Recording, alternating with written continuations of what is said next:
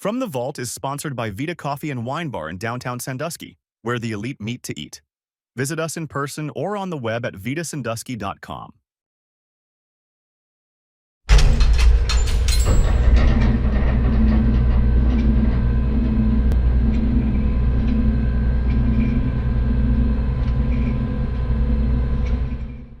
Greetings from downtown Sandusky. Welcome to yet another edition of From the Vault, Leadership Lessons You Can Bank On. I'm Paul Ward. It's a pleasure to be with you. I'm going to talk with our guest today, Coach Don Wood, head volleyball coach for 32 years at the Huron High School Tigers in Northern Ohio. From the Vault, Leadership Lessons You Can Bank On is brought to you by Vita. If you're in downtown Sandusky, stop by Vita, see my friend Tom Siegel. We're also sponsored by LuckyStoneUniforms.com. Police officers, firefighters, great place to get geared up. LuckyStoneUniforms.com. From the Vault, Leadership Lessons You Can Bank On is produced by Lake Erie TV. It's my pleasure to introduce my friends on the internet to head volleyball coach Don Wood. Coach, welcome to From the Vault. Good to have you. Thanks for making the time. Thank you. I'm honored to be asked to come and chat with you. Yeah, well, 32, actually, let's see, is it 32 going on 33 or 33 going on 34? We were just talking about that, and you threw out some numbers that confused me. I believe we're going on 33. Going on 33. Yeah. You have completed 32 years. An incredible record. Went through some of the details. We're talking about winning over 90% of conference games and nearly 90% overall in the 85% range of your games during that time.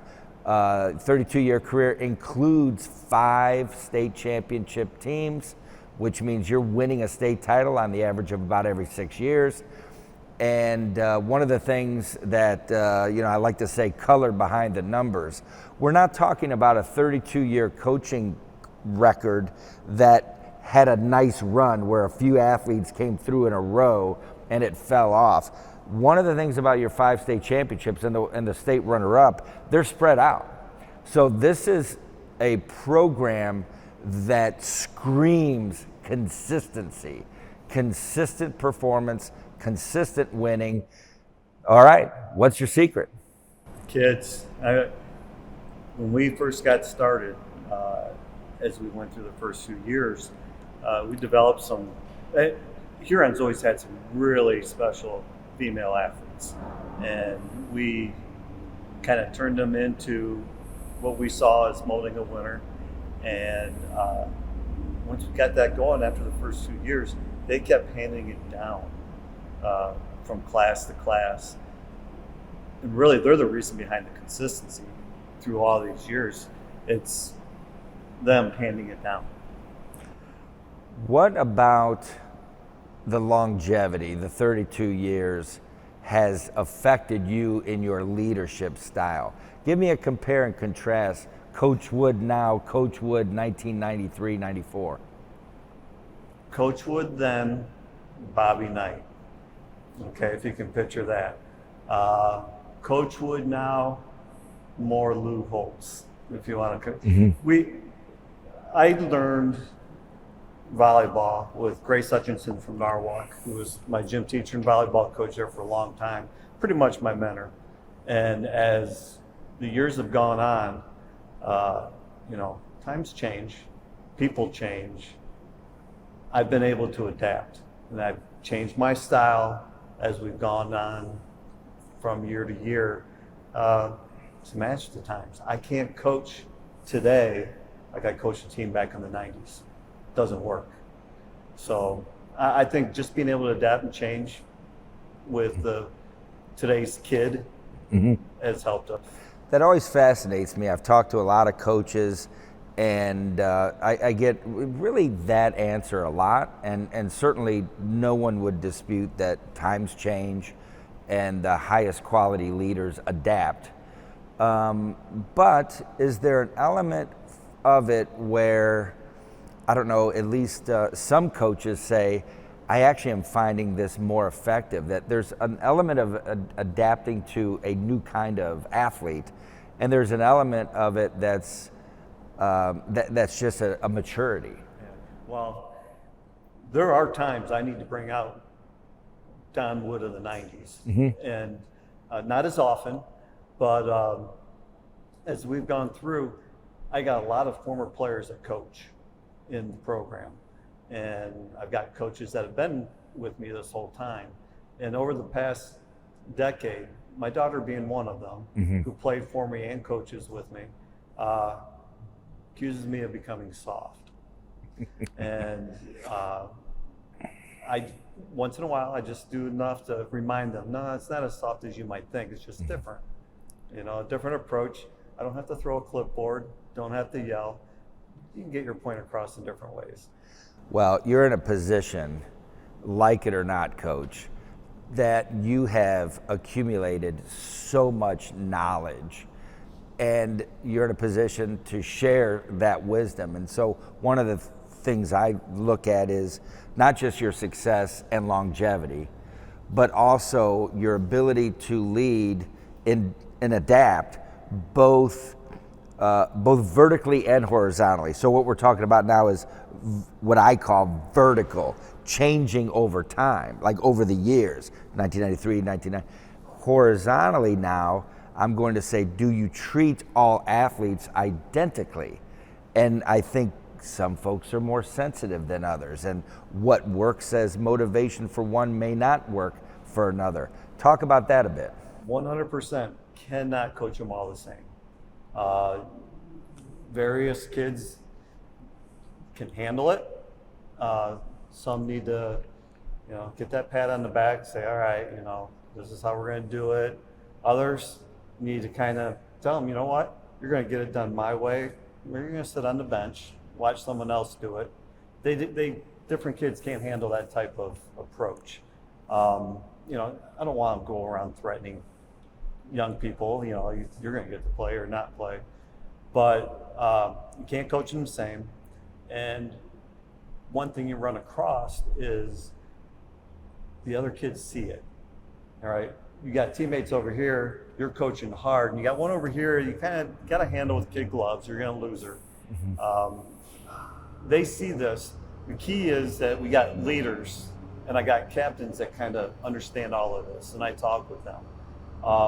So they understand why we're doing it. And that's the key, because if they don't understand why, this other group that's getting coached differently, they're not going to handle this very well.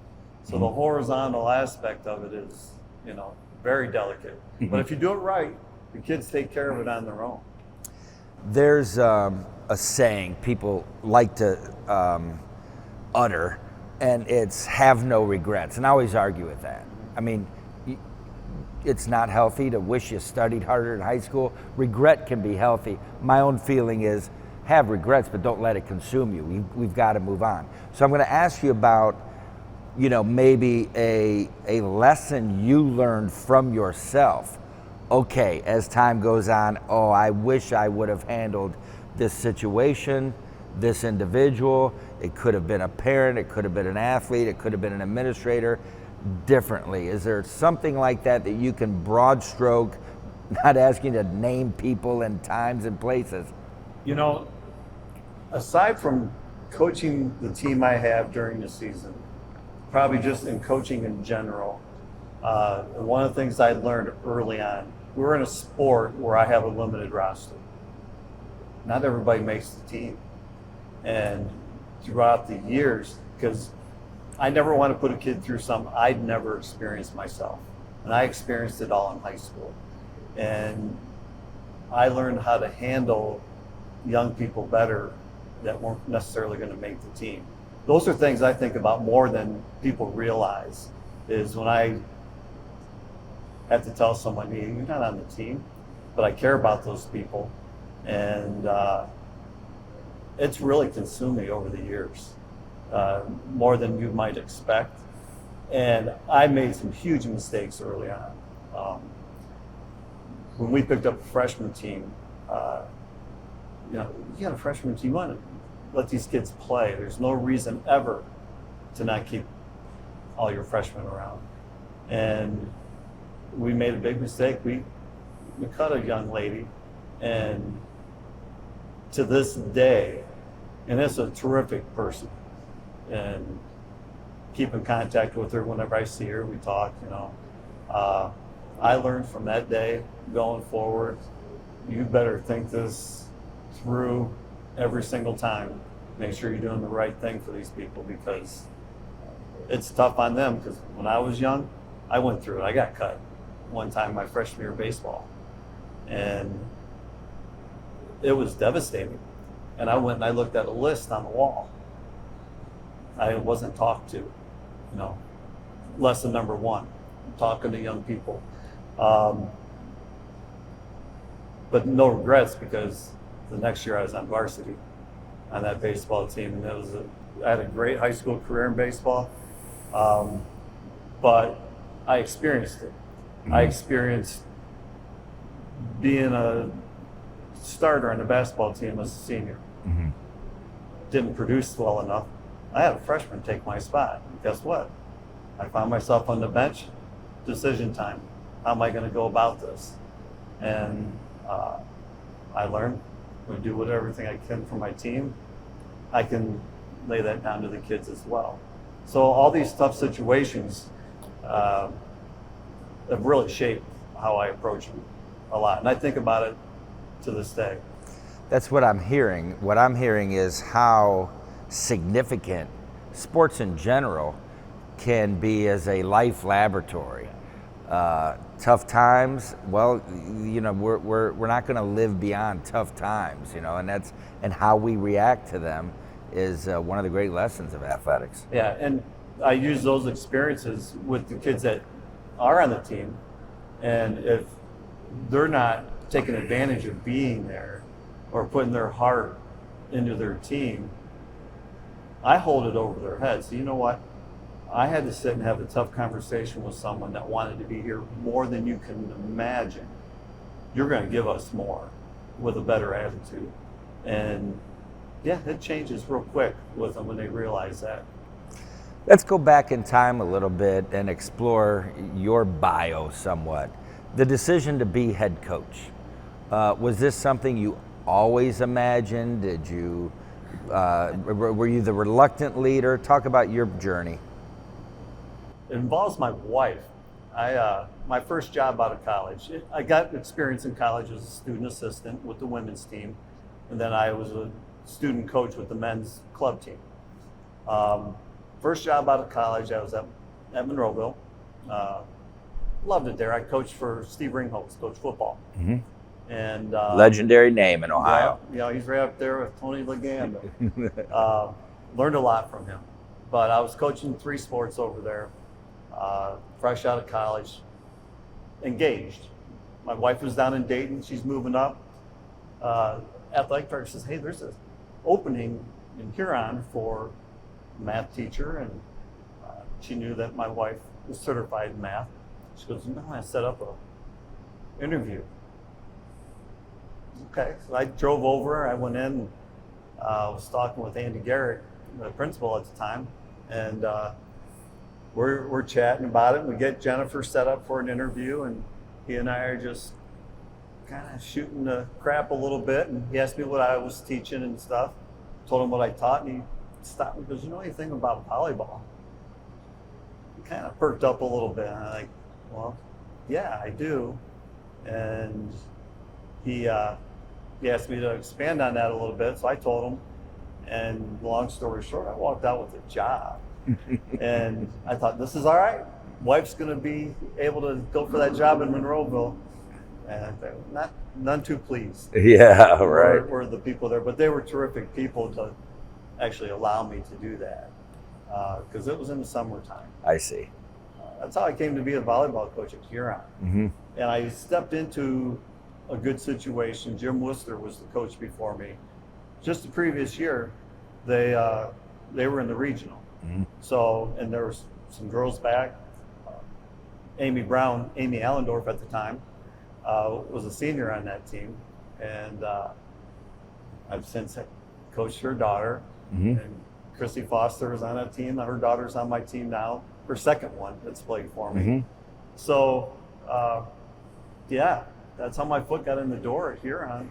Yeah, so this is not a story of a lot of head coaches. They always knew that that's what their ambition was in life. I mean, you were a professional educator, so that was. Did you always want to teach?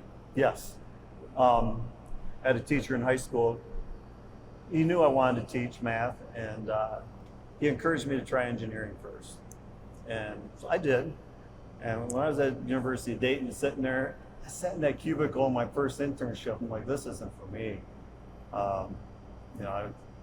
Grades were good and things were going well, but I was kind of bored, to be honest with you. I didn't want to get stuck sitting in a cubicle.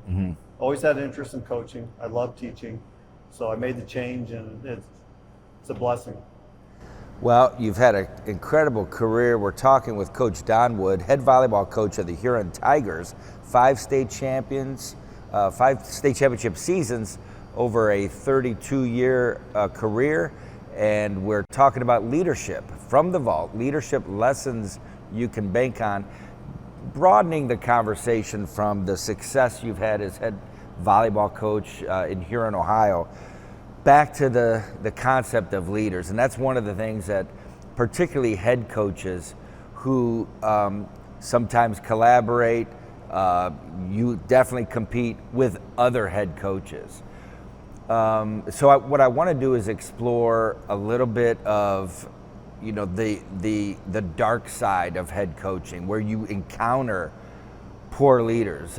It's my belief that there are, unfortunately, more leadership positions than there are high quality leaders, and that has such a negative effect. Talk about a little bit what you've seen in that area. We're talking about the adults in the room, or we're talking about the students on your team? Well, let's talk about the adults in the room, coaches you've seen.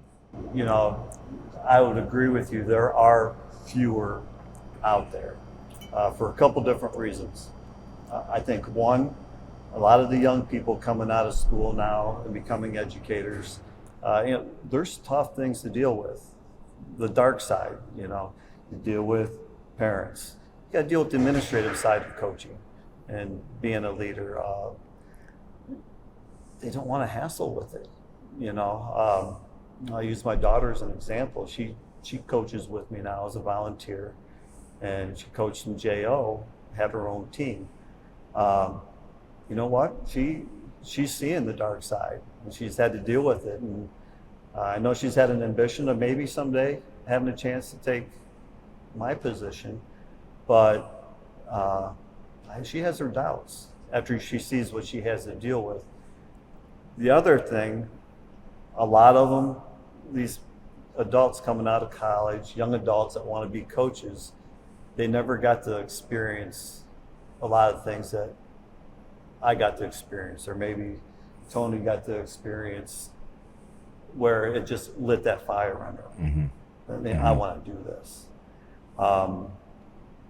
They're just farther and fewer in between. So, one of the characteristics that I notice in leaders who I would be critical of, and you could call me judgmental if you want, but one of the things that these individuals have in common, and this is where I'm going, I wonder if you've seen it too, they're really self-focused. They're self-focused, and you can hear it in their language.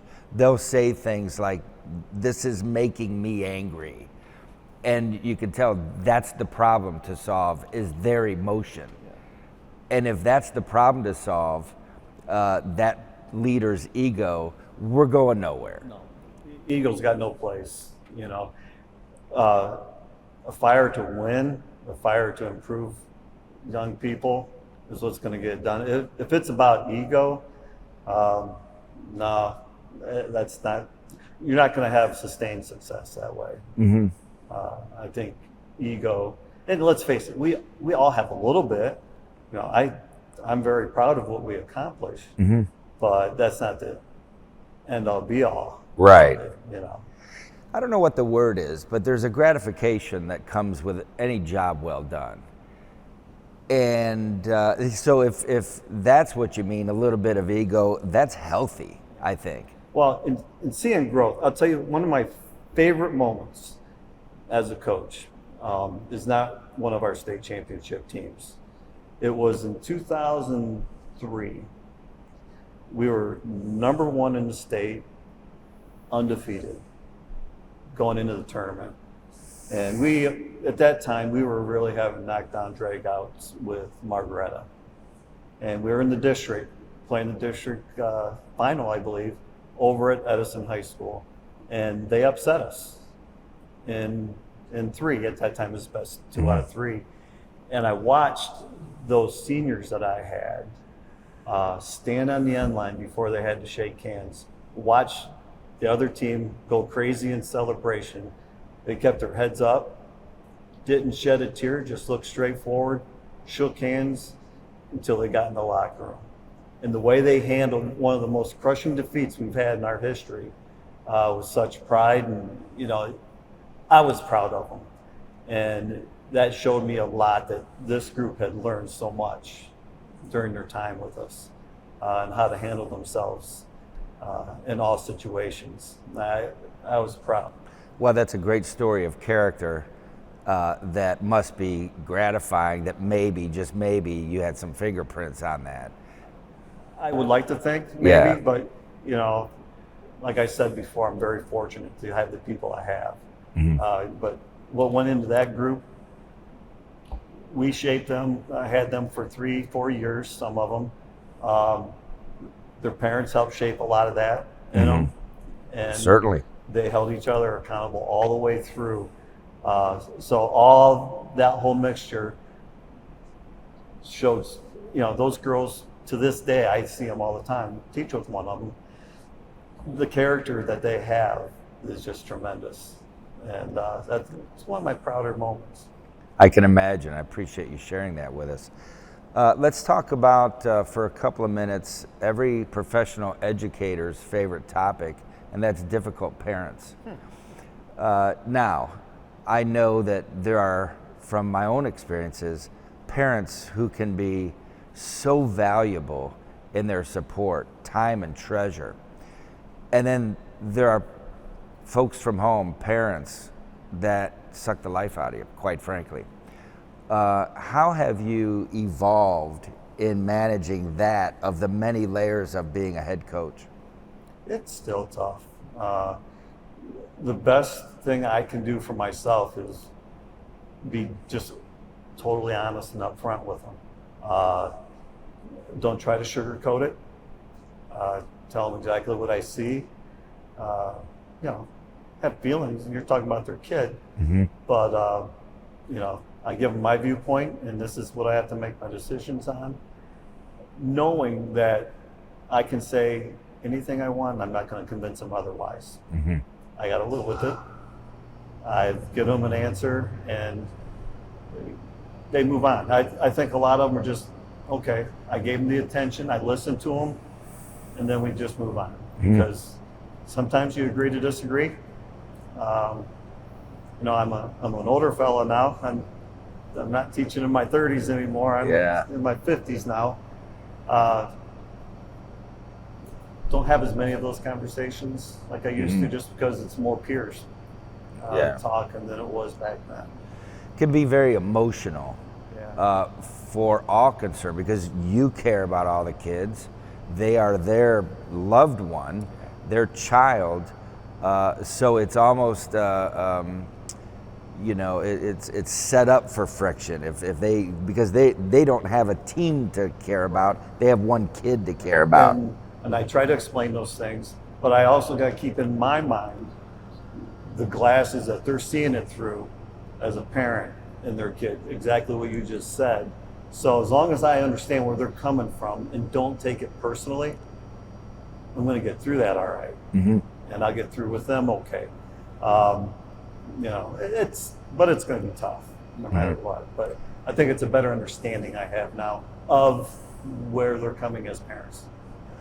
What is, you mentioned the moment when your athletes handled themselves with grace after a tough loss.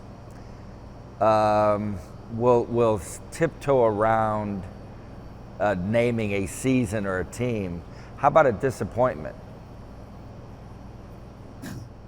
I always hate losing. So, Yeah. you know, outside of those 5 years, no, I would never name one of those teams as a disappointment that didn't win a state championship. Sure. I tell you, I'd have a hard time sitting down and thinking about what was a disappointment. Mm-hmm. A lot of people would look through the stats and the paperwork and Mm-hmm. point to the 2003 that was undefeated and number one in the state, getting knocked off in districts, saying that's got to be your biggest disappointment. Mm-hmm. Little do they know that's one of my prouder moments. Right. So, boy, to nail down a disappointment would be hard for me to do. Yeah, and I don't have your coaching years of service, but one of the things I think of is if a team just seemed to underperform. And I will tell you, I'll share a story. There's actually one game, and in my career, it didn't happen a lot, but one game that I felt like we should have won and didn't. But I carried that burden on me. The way I looked at it is, I didn't prepare them right. So I'm thinking of moments like that. We should have gotten them, and that's on me. Or, you have to live with that. But you also have to live with, you're talking about 16-year-olds, and the ball's going to bounce funny. Personally, Yeah. on me, I have several disappointments. Okay. Oh, gosh, yeah. Not in the team, but in myself. Personally, Yes. about, like you said, not having my team prepared properly. And I'll go back to, one of the 3 years that we did not get to the finals, but we went to state. We lost to Villa Angela St. Joe. We won the first set, and this is back in the best 2 out of 3 format, old time scoring, side out scoring, and we're in the game. The second game, we're up 14-8. Mm-hmm. 1 point wins it, right? We're going on to the finals. And I didn't manage my team right. And I got in a situation where I ran out of substitutions. I had the wrong people that had to play all the way around. And it cost us all the way until we got to 14 all. That one I lay on Don Wood. He did not keep track and manage that game the way he should have. And they beat us. They went on to the third set and handled us, and they won the state championship the next day. So I learned from that, and I learned from year 2. We got upset in the tournament in my second year by a team that junked it up on us, and I had no clue how to handle that. Mm-hmm. Guess what? I learned from there, and it hasn't happened since. Mm-hmm. That was back in the 93 or 94 season that I had learned that. Yeah. You may not realize it, but what you just did in the last 10 minutes in my evaluation of leaders is, and not blowing smoke, but the perfect answer. Reluctant to blame the athletes. And then when I shifted it a little bit, well, how about yourself? Oh, this one. Quality leaders are tough on themselves. But what did you say? I learned from that. But that was, I should have managed my team better. I have experienced leaders that are not capable of doing that. They're not capable of that tough of self-reflection. They're not going to grow. Not going to grow as a leader if you can't look at what you've done, after a season or after an individual contest, and first look at what could have I done better to help us win. I think that's got to be the first thing you look at, and then you'll look at, okay, what do I do with these, with the players into practice to get ready for our next match? Mm-hmm. What do they need to improve on? But no, if you're going to sustain leadership and you're going to improve and grow, you got to look inward first. And so I'll conclude this segment where I started. I argue with everyone who says have no regrets. It's healthy to have regrets. It's unhealthy to let them consume you. Yeah. as long as that regret's not effort, you know. Right. You know, Well, there you go. as long as it's not effort. But yeah, decision making and how I prepared, yes, I've had regrets, but never with the effort, and nor would I want the kids ever to regret their effort. Right. And that's back to kids a little bit and regret. I use the counseling with a lot of young people. You'll usually regret what you don't participate in. So trying to play volleyball, baseball, football, wrestling, whatever, when they say, I'm thinking about going out for this sport, or I'm thinking about shifting to pure volleyball now, have you, your program is so strong, it's hard to imagine you would be in this place, but having someone thinking about quitting who has great potential as a freshman, tell me about some of those conversations that you may have had. We've had several. You know, every sport deals with kids that decide to quit after a particular season, and I've had a couple this year that have talked to me already. And the conversation goes, Coach, my heart's not in it. I don't think I want to do this anymore. Whether that's the true reason or they're looking at number games or whatever. First thing I asked them was, all right, are you going to do anything else?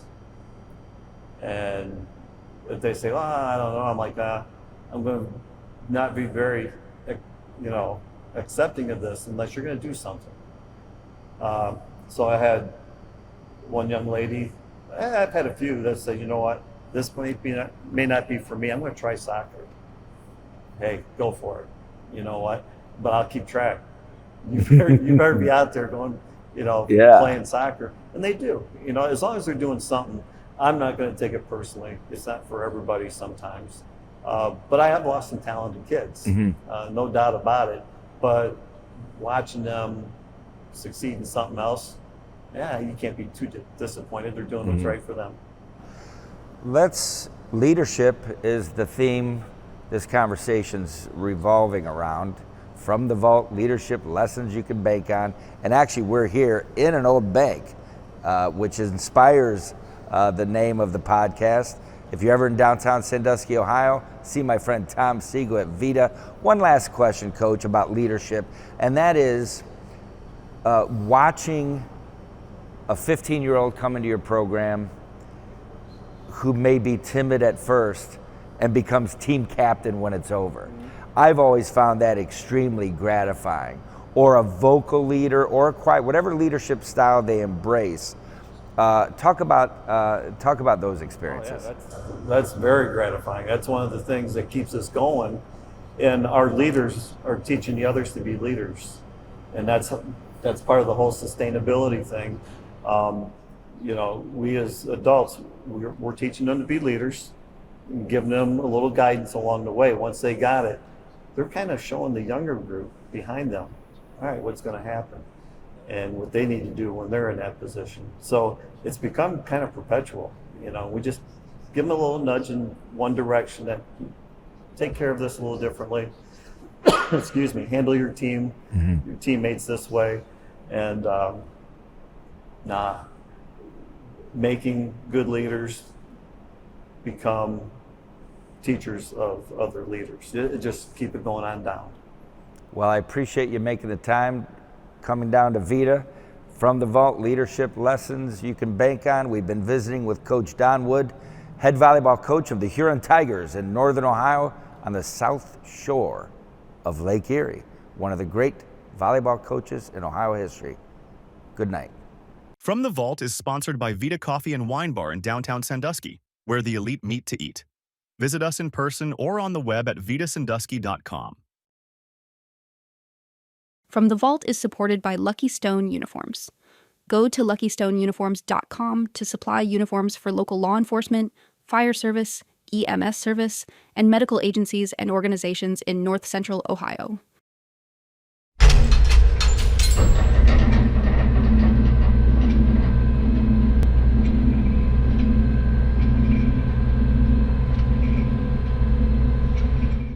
From the Vault is produced by Lake Erie TV.